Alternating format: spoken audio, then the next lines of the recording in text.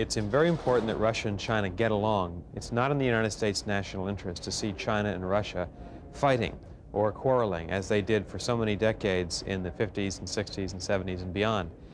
So we'd like to see China and Russia at peace, trading with each other, cooperating with us in the UN Security Council and around the world.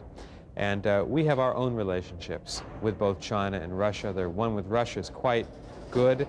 It's a friendship. The one with China is quite complex, but still we get business done. So we're not worried about these meetings in Moscow. Do you think in any way they could constitute some sort of a superpower that could challenge the U.S.? No, I don't think so. They're two separate states with very different cultures, histories, traditions, and interests, most importantly. I think China and Russia will continue to be very much independent.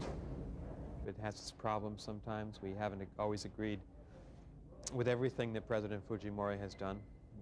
But on this particular question, I think we saw eye to eye.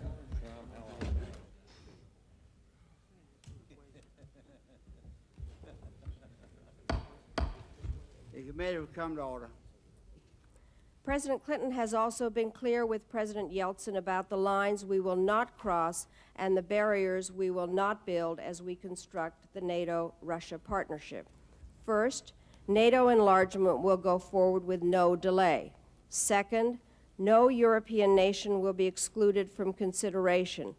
Third, new allies will enjoy the full benefits of membership. Fourth, the new NATO-Russia Council will be a forum for consultation, cooperation, and, where possible, joint action. It will not have the power to dilute, delay, or block NATO decisions, nor will it supplant NATO's North Atlantic Council. It will grow in importance only to the extent Russia uses it constructively. Finally, NATO will continue to evolve, but its core function of defense will be maintained and enhanced. This is your first appearance before this committee, and we are pleased to have you join us. If we do not enlarge NATO, we will be validating the dividing line Stalin imposed.